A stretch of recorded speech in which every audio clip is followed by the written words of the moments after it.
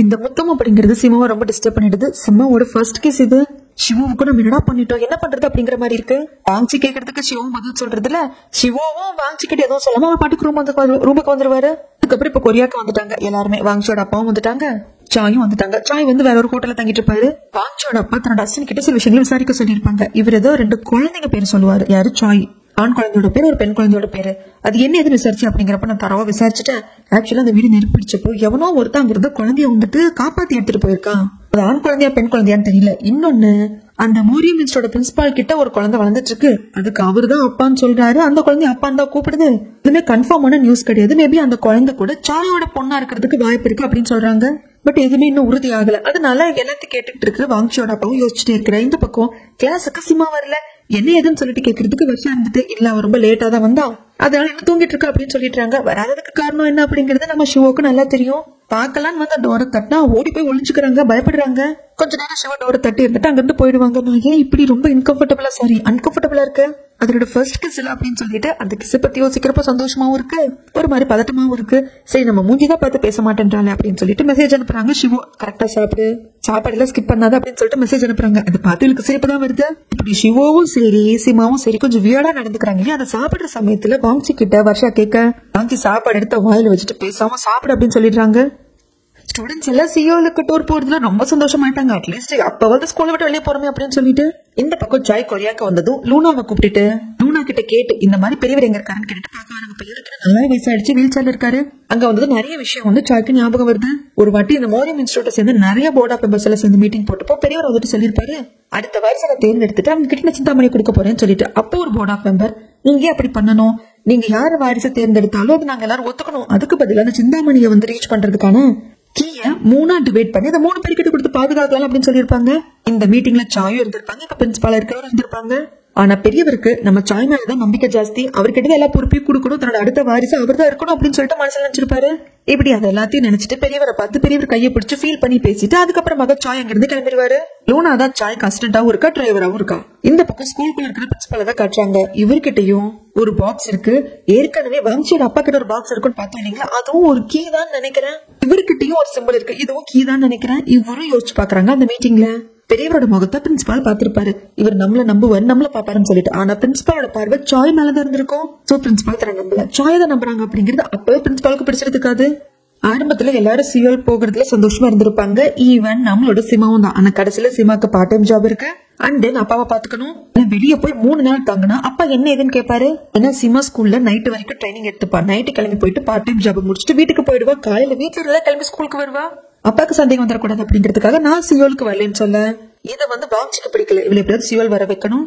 கடைசியா அந்த புகையெல்லாம் நிறைஞ்ச ரூம்ல இருந்து தப்பிச்சதுல பெண் பண்ணது யாரு, நம்மளோட வாங்கி தானே. அதனால இவ்வளவு எப்படியாவது நம்ம கூட டேட்டுக்கு வர வைக்கணும்னு சொல்லிட்டு அம்மா கிட்ட ஒரு ஹெல்ப் கேட்பாங்க.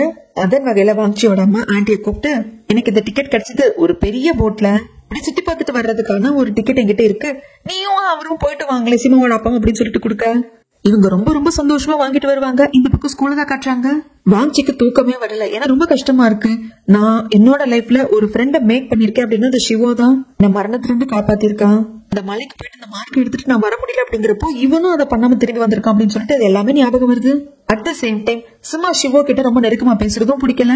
இங்க ஆண்டி அந்த டிக்கெட் எடுத்துட்டு வந்து, என்னங்க வாங்கியோட அம்மா தான் கொடுத்தாங்க, நம்ம போயிட்டு வரலாம் அப்படிங்கிறதுக்கு அவர் ரொம்ப ரோஷக்காரர், காலை லேட்டு ஒதுக்கிறாரு, இதுல எடுத்துக்க மாட்டேன் அப்படிங்கிறப்போ சிமா வந்து என்ன எதுன்னு கேட்கறதுக்கு சிமாக்கு வந்து புரியுது. ஓகே, நம்ம வந்து வாங்கி காப்பாத்ததுனால நம்ம ஃபேமிலிக்கு ஏதாவது செய்யணும்னு சொல்லிட்டு வாங்கியோட அம்மா நினைக்கிறாங்க அப்படின்னு சொல்லிட்டு புரிஞ்சு போயிடுது. ஆன்டிக்கு போக விருப்பமா இருக்கிறதுனால அப்பா எப்படியே கன்வின்ஸ் பண்ணி 2 பேர் போயிட்டு வாங்கன்னு சொல்லி அனுப்பிச்சிக்கிறான். எல்லாரும் இந்த பக்கம் சியோலுக்கு வந்துட இந்த ஸ்கூல்ல விட்டு வெளியே வந்து யோகா டீச்சர் வாங்கியோட அப்பாவை மீட் பண்றாங்க. அப்பா அவர்கிட்ட ஒரு போட்டோ கொடுத்து, பிரின்சிபால் பக்கத்துல இருக்கிற பொண்ணு பிரின்சிபாலோட பொண்ணுங்கிறது எனக்கு டவுட்டா இருக்கு, சாயோட பொண்ணா இருக்குமோன்னு எனக்கு டவுட்டா இருக்கு, அதுக்கான காரணம் பிரின்சிபால் திடீர்னு அந்த ஸ்கூலுக்குள்ள வந்தப்போ கையில குழந்தையோட வந்தான், அதுதான் காரணம் அப்படின்னு சொல்லி பேசிட்டு இருக்காங்க. அது மட்டும் இல்லாம பிரின்சிபால் கிட்ட இருக்கிற அந்த பெண் குழந்தை வருஷா சாயோட குழந்தையா இருந்ததுன்னா அப்ப கண்டிப்பா சிந்தாமணி பிரின்சிபால் கிட்டதான் இருக்கணும் அப்படின்னு சொல்ல, என்னமோ தெரியல இவங்க 2 பேர் கூட்டுக்கலவாணிங்க மாதிரி தெரியுது. இந்த பக்கம் ஸ்கூலுக்குள்ள இருக்கிற பிரின்சிபாலுக்கு என்னமோ தப்பா நடக்கிற மாதிரியே தோணிட்டு இருக்கு. இந்த பக்கம் எல்லாரும் சிவலுக்கு வந்துட்டாங்களா, நம்ம சிமாவும் வந்தாச்சு, எல்லாரும் அவங்க ரூமுக்கு போயிட்டாங்க. சிமாவும் வருஷம் வந்து ரூம் ஷேர் பண்ணிக்கணும். ஆனா இதுல என்ன கொடுமைன்னா இவ்வளவு தூரம் வந்தும் இந்த ஹோட்டலுக்குள்ளேயே தான் சிமா இருக்கணும், வெளியே போக கூடாதமா ட்ராக் பண்றதுக்காக டிராக்கிங் டிவைஸ் செட் பண்ண வாட்ச் கூட கொடுக்குறாங்க. டீச்சர்ஸ் எல்லாம் இதை சொல்லி கொடுக்கறப்போ வர்ஷாவுக்கு ஏத்துக்கவே முடியல. நியாயமே கிடையாது, நான் ஸ்கூலுக்குள்ளே இருந்திருப்பேனே, என்னது இது ஏதுன்னு கேக்குறதுக்கு, சாரி மேடம் மன்னிச்சிரு, இது உங்க அப்பாவோட ஆர்டர், நீ இதை மீறினா அப்படின்னா அதான் உன் கையில ஸ்மார்ட் வாட்ச் கொடுத்துருக்காங்க இல்லையா, இதுல இருக்க டிராக்கிங் வச்சு கண்டுபிடிச்சிருவாங்க அப்படின்றாங்க. வர்ஷாவுக்கு ஏத்துக்கவே முடியல. ரூமுக்கு வந்துட்டு தான் அப்பா கிட்ட போன் பண்ணி கேக்குறதுக்கு, அப்பா எது பண்ணாலும் ஒரு நியாயம் இருக்கும், புரிச்சுக்கோமா, நீ வெளியே போகணும்னு ஆசைப்பட்டதால பாதுகாப்போட அனுப்பிச்சிருக்கேன், அந்த ஹோட்டல் கூட நீ எங்க வேணா போலாம், ஹோட்டலை விட்டு வெளியே போக கூடாது அப்படின்னு சொல்லிடுறாங்க. அப்பா இவ்வளவு ஸ்ட்ராங்கா சொல்றதுனால வர்ஷாவும் சரின்னு கேட்டுக்கிறான். அது மட்டும் இல்லாம அப்ப பிரின்சிபாலுக்கு ஒரு ஞாபகம் வருது, நெருப்பு பிடிச்ச வீட்டுக்குள்ள இருந்து வர்ஷாவை தூக்கிட்டு வந்ததே இவருதாங்க. சோ வர்ஷா பிரின்சிபாலோட பொண்ணு இல்ல, அப்ப கண்டிப்பா சாயோட பொண்ணாதான் இருக்கணும். வாங்கியோட பிளான் என்ன, இந்த சியோலுக்கு போற ட்ரிப்புக்கு சிமா வரணும்னு. சிமா வந்தாச்சு. அடுத்து சிமா கிட்ட பேசி வேணாம் வெளியே போலாம் அப்படின்னு கூப்பிடுறப்போ சிமா நல்லா யோசிச்சுட்டு, இத பாரு, நான் சியோலுக்கு இந்த ட்ரிப்புக்கு வரணும் அப்படிங்கறதுக்காக தான் என் அப்பாவையும் ஆன்டி வெளியே அனுப்புறதுக்காக உங்க அம்மா அந்த ஷிப்ல போறதுக்கான டிக்கெட் எல்லாம் வாங்கி கொடுத்துருக்காங்க. அது எனக்கு நல்லா புரிஞ்சிருச்சு. ஆனா ஒண்ணு மட்டும் ஞாபகம் வச்சுக்கோ வாங்கி, நீ பண்றதுல எனக்கு பர்டனா தான் இருக்கு, எனக்கு பிடிக்கல, இதுக்கு அப்படி பண்ணாத அப்படின்னு சொல்லிட்டு போயிருவாங்க. ஆனா வாங்கி கேட்காம, பாரு கடைசி எக்ஸாம்ல நான் தான் வின் பண்ணிருக்கேன், நம்ம 2 பேரும் பந்தயம் போட்டுட்டு வின் பண்ணிருக்கேன், நீ கூட டேட்டுக்கு வெளியே வந்துதான் தீரணும், அது மட்டும் இல்லாம இப்படி எல்லாம் பேசுறதுனால ஈஸியா வந்து கிவ் அப் பண்ணிட மாட்டேன், நான் அப்படிப்பட்ட பர்சனும் இல்ல அப்படின்னு சொல்லிட்டு அங்கிருந்து ஒரு ரூமுக்கு வந்து தண்ணி குடிச்சிட்டு இருப்பாரா. அப்போ சிவோ நான் கூட பேசணும் வாங்கி அப்படிங்கிறப்போ, எனக்கு கூட பேச விருப்பம் இல்லைன்னு சொல்லிடுவாங்க. இதை பாரு வாங்கி, எங்கேயும் நானும் நீ ரொம்ப ஷேர் பண்ணிக்கிறோம், நான் உங்ககிட்ட பேசணும் அப்படிங்கிறப்போ, இதை பாரு உனக்கு நல்லாவே தெரியும் எனக்கு சிமா எவ்வளவு பிடிக்கும்னு சொல்லிட்டுன்னு கண்ணாடி டம்ளர் உடைச்சு கையில எல்லாம் செதுல இருக்கும். நான் சிமா மேல உயிரே வச்சிருக்கேன் அப்படிங்கிறது உனக்கு தெரியும், ஆனா தெரிஞ்சிருந்து ஏன் அப்படி பண்றேன், லைஃப்ல நான் மேக் பண்ண ஒரே ஃப்ரெண்ட் நீ, ஆனா நீ பண்றது எனக்கு கொஞ்சம் கூட பிடிக்கல அப்படிங்கிறப்போ, சாரின்னு சொன்னது பயங்கர கோவம் சிவாவை வாங்கி அடிச்சிருவாங்க. சாரி வச்சுட்டு என்ன பண்றது அப்படின்னு சொல்லிட்டு அடிச்சுட்டு வெளியே வந்துருவாரு. இங்க வர்ஷாக்கு இந்த ஹோட்டலை விட்டு வெளியே போய் சுத்தி பாக்கணும் இருக்கு. ஐயோ இல்ல நான் போக மாட்டேன், அப்பா ரொம்ப ஸ்ட்ராங்கா சொல்லிருக்காரு, ஒரு காரணம் இருக்கும், நான் போக மாட்டேன், இல்ல நான் போக மாட்டேன் அப்படின்னு டபுள் மைண்டே இருந்துகிட்டே இருப்பா. சிம்மாவுக்கு ஏன்டி இப்படி படுத்துற, நீ வெளியே போகணும்னு நினைச்சாலும் முடியாது, அதான் வாட்ச் ஏதோ கொடுத்துருக்காங்களே காட்டி கொடுத்துரும் அப்படிங்கிறப்போ, சரி நீ எதுக்கு இங்க உட்காந்துட்டு இருக்க, நீ வெளியே போலியா அப்படின்னு சொல்லிட்டு சிம்மாவை பார்த்து கேட்க, எனக்கு வெளியே போற மூடு இல்ல அப்படிம்பாங்க. அப்போ வர்ஷா பிளான் போட்டு, நீ வெளியவே போக மாட்டேன் ஹோட்டலுக்குள்ளதான் இருப்ப அப்படின்னா அப்ப என்னோட ஸ்மார்ட் வாட்சை நீ கட்டிக்கோ, உன் ட்ரெஸ் கூட அப்படின்னு சொல்லிட்டு ட்ரெஸ் சேஞ்ச் பண்ணிட்டு இந்த ஹோட்டலை விட்டு வெளியே வந்து சியால பாக்கலாம் அப்படிங்கிற சமயத்துல இங்க நிக்கிறது சிம்மான்னு நினைச்சிட்டு சிவோ வா சுருதி அப்படின்னு சொல்லிட்டு ஒரு பாட்டுக்கு கூப்பிட்டு பைக்ல ஏத்திடுவாரு. வருஷம் என்னமோ சொல்ல வருவான், ஆனா அது சிம்மா நினைச்சிட்டு நீ பேசாது, நீ எதுவும் பேசாத கூட வந்து திரும்ப சொல்லிட்டு கூப்பிட்டு போயிடுவாங்க. இங்க சிவா அவர் ரூம்ல இருந்துட்டு இந்த பக்கம் சிமா அவர் ரூம்ல இருந்துட்டு 2 பேரும் வாட்ஸ்அப்ல மெசேஜ் பண்ணி பேசிப்பாங்க. வாட்ஸ்அப்ல நார்மல் மெசேஜ் தான். இவங்க பேச பேச இவங்களுக்குள்ள காதலும் வளருது, நிறைய குட் மெமரிஸ் எல்லாம் ஞாபகம் வருது. இந்த பக்கம் பைக்ல கூப்பிட்டு ஒரு பிரிட்ஜ் மேல நிக்க வச்சுட்டு பைக்கை விட்டு இறங்கிடுறாங்க வருஷம். அவங்க என்ன ஹெல்மெட்டை கழட்டல வாங்கிட்டு இருந்துட்டு, நான் வேணா உங்ககிட்ட ரோட நடந்துக்கிற மாதிரி இருக்கலாம், ஆனா நீ என் மனசு புரிஞ்சுக்கல அப்படின்னு பேசிட்டே இருக்கிறப்போ, என்ன பாட்டுக்கு பேசிக்கிட்டே இருக்கேன், ஏன் ஹெல்மெட் கூட கழட்டாம நிக்கிறேன் அப்படின்னு சொல்லிட்டு ஹெல்மெட்டை கழட்ட சொன்னா அதுக்கப்புறம் தெரியுது அங்க இருக்கிறது வருஷம். வாங்கி என்னடி இது அப்படின்னு கேக்குறப்ப எல்லாத்தையும் சொல்றாங்க. அது மட்டும் இல்லாம வாங்கி தன் மனசுல இருக்கிறத கன்ஃபர்ஸே பண்ணிருப்பாங்களா. வருஷம் இருந்துட்டு நீ கவலைப்படாத, நான் ஒன்ஸ் ஹோட்டல் ரூமுக்கு போனதுக்கு அப்புறமா நீ யாருக்கிட்ட சொல்லணும்னு நினைச்சு அவங்க கிட்ட நான் இந்த இன்ஃபர்மேஷன் ஷேர் பண்ணிடுறேன் அப்படிங்கிறப்போ அப்படியே ஒரு மரப்பாரு வாங்கி, சரி சாரிப்பா, அந்த இடம் எனக்கு பிடிச்சிருக்கு அப்படின்னு சொல்லிட்டு அவங்க அந்த இடத்த ரசிக்க ஆரம்பிச்சிடுறாங்க. அதுக்கப்புறம் காஃபி வாங்கி கொண்டு கொடுப்பாரு. அப்பதான் கையை பார்ப்பாங்க, கையில என்ன ஆச்சு வாங்கி அப்படின்னு சொல்லிட்டு வருஷா கேக்குறதுக்கு, அந்த கண்ணாடி டம்ளர் உடைச்சு படிப்பட்டுச்சு இல்லைங்களா, அது கட்டு போட்டிருக்காங்க. ஆனா அதை சொல்றது இல்ல, அதை பத்தி எதுவும் கேட்காத வருஷம். அது என்ன ரொம்ப ஹர்ட் பண்ணுது அப்படிங்கிறப்போ, ஓகே நான் இன்னும் காஃபி குடிச்சு முடிக்கல, காஃபி குடிச்சு முடிச்சதுக்கு அப்புறம் வேணா நம்ம இங்கிருந்து போலாம் அப்படிங்கிறாங்க.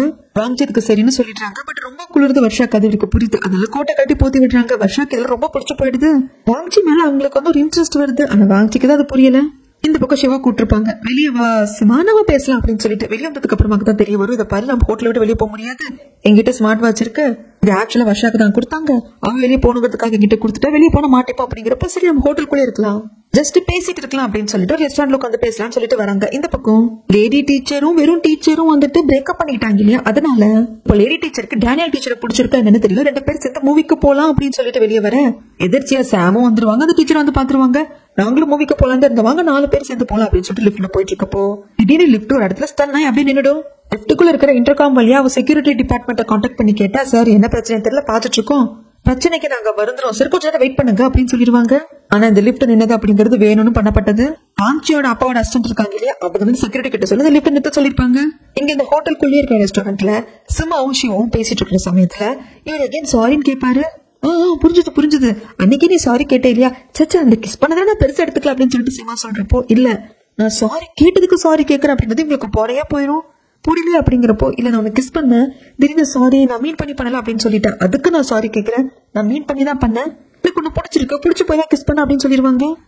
சிம்மாக்கு நான் எப்படி ஹேண்டில் பண்றதுன்னு தெரியல. ரெஸ்ட் ரூம் வரைக்கும் போயிட்டு வந்துடுறேன் அப்படின்னு சொல்லிட்டு வந்து ரெஸ்ட் ரூம்ல கொஞ்ச நேரம் உட்காந்து யோசிச்சதுக்கு அப்புறமா வெளியே வந்து போன் வச்சுட்டு ஹேண்ட் வாஷ் பண்ணிட்டு இருப்பாங்களா, அப்ப தடுத்துக்க லூனா வந்து சிம்மாவை அடிச்சு மயக்காடைய செஞ்சு அங்கிருந்து கடத்திட்டு போயிடுவாங்க. ரொம்ப நேரம் ஆச்சுன்னு வரல அப்படின்னு சிவோ உள்ள வந்து பாக்குறப்பதான் தெரியுது போன் இருக்கு, அங்க சிம்மாவை காணும்.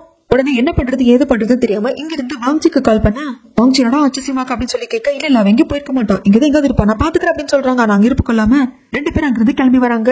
இங்க சிமாவை கடத்திட்டு வந்தாச்சு, ஒரு இடத்துக்கு வந்து கட்டியும் போட்டாச்சு. அதுக்கப்புறம் தெரிய வந்திருக்கு நம்ம கடத்திட்டு வந்திருக்கிறது பிரின்சிபலோட பொண்ணு வர்ஷாவை கிடையாது, இது வேற பொண்ணு அப்படின்னு சொல்லிட்டு. அதனால வாங்சியோட அப்பாவோட அசிஸ்டன்ட் வாங்சியோட அப்பா கிட்ட என்ன சார் எது சார் பண்றதுன்னு கேக்குறதுக்கு, அந்த பொண்ணு அறுத்து போட்டு உயிரோட போக கூடாது, எல்லாத்தையும் பக்காவா கிளியர் பண்ணிடுங்க அப்படின்னு சொல்றாங்க. இதான் அசிஸ்டன்ட் லூனா கிட்ட பேசுறத மயக்கம் தெளிஞ்ச நம்மளோட சிமா கேட்டுக்கிறாங்க. சிமாவோட கையில ஸ்மார்ட் வாட்ச் இருக்கு இல்லையா, கண்டிப்பா அதை ட்ராக் பண்ண முடியும் அப்படின்னு சொல்லிட்டு இவங்க எங்க ஒரு பையன் இருப்பாங்களா அடிக்கடி ட்ரோன் எல்லாம் விட்டு வந்து இது பண்ணிட்டு இருப்பாங்களா, அவங்க கிட்ட ட்ராக் பண்ண முடியுமான்னு கேட்க அவன் ட்ராக் பண்ணி சொன்ன உடனே டாக்ஸியை பிடிச்சி தேடி போக ஆரம்பிச்சிட்டாங்க. டாக்ஸியை நிறுத்திட்டு இறங்கினா ஃபேன்ஸ் எல்லாம் மொய் மொச்சுக்கிறாங்க. அந்த சமயத்துல சிவோக்கு காது சவுண்டு தலையும் பயங்கரமா வலிக்க ஆரம்பிக்குது. அப்படியே தட்டு தடுமாறி ரோட்லயே உட்காந்துக்கிறப்போ ஆப்போசிட்ல சாய் அப்படியே மெதுவா நடந்து வந்துட்டு இருப்பாரு. ஸ்டிக்க வச்சு பொறுமையா நடந்து வந்தவரு, உனக்குள்ள இருக்கிற சக்தி உன்னால ஹேண்டில் பண்ண முடியலப்பா, அதனாலதான் தலைவலி வருது அப்படின்னு தலையில பொறுமையா கைய வச்சு தலைவலிய சரி பண்ணி விடுறாரு.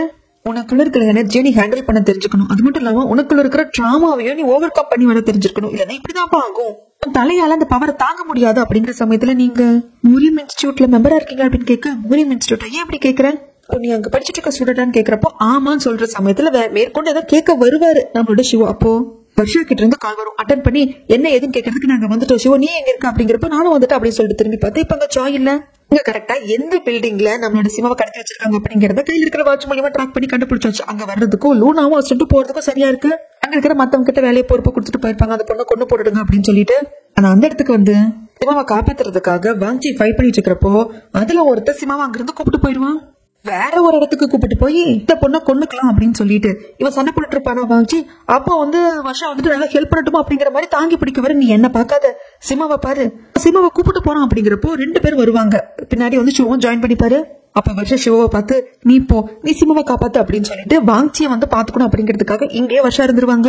அப்போ வருஷம் சொல்லிருப்பாங்க வெளியேதான் வந்துட்டு வாங்கிச்சோட பைக் நிறுத்திருக்கு, சிவோ நீ அதை எடுத்துட்டு போ அப்படின்னு சொல்லுவாங்க. இவர் கீழே வந்து பைக் எடுத்துட்டு டாக்ஸில தான் சிமாவை ஏத்திட்டு அந்த ஆளுங்க போயிட்டு இருப்பாங்க. அந்த டாக்ஸி ஃபாலோ பண்ணிட்டே வருவாங்க. ஒரு ஸ்டேஜ்ல அந்த டாக்ஸியை தாண்டி வந்துருவாரு. அந்த டாக்ஸி நிறுத்த வைக்கணும் அப்படிங்கிறதுக்காக பயங்கர ஃபாஸ்டா ஓட்டிட்டு வந்து கார் மேலே ஏத்திடுவாங்க. கார்ல இருந்து ஆட்கள் இறங்குவாங்க. ஆனா நம்ம சிவங்களுக்கு நல்லா தெரிஞ்சிருக்கு, ஃபேமஸான ஐடியல் ஆச்சு, அதனால இதுக்கு மேல இங்க எதுவும் பண்ண வேண்டாம், ஃபேன்ஸ் எல்லாம் வந்துருவாங்க அப்படின்னு சொல்லிட்டு அங்கிருந்து இவங்க ஓடிட சிமாவுக்கு எதுவும் ஆகாம காப்பாத்திட்டாங்க. சிமா நல்லா இருக்கே அப்படின்னு சொல்லிட்டு சிவ ஹக் பண்ணிக்க இந்த மத்த ஆளுங்க கூட சண்டை போட்டு வந்திருப்பாரு இல்லையா நம்மளோட வாங்கி. இதுல ஒருத்தர் கத்தியால குத்திடுவான். வருஷம் வந்துட்டு வாங்கி அப்படின்னு சொல்லி கத்திட்டு உடனே ஆம்புலன்ஸ்க்கு கால் பண்ணி ஹாஸ்பிட்டல் கூப்பிட்டு வந்துட்டு இருக்கிறப்ப பேச்சு மூச்சு இல்லாம இருப்பாரு. இதுக்கப்புறம் என்ன நடந்தது அப்படிங்கிறது நான் அடுத்த வந்து சொல்றேங்க.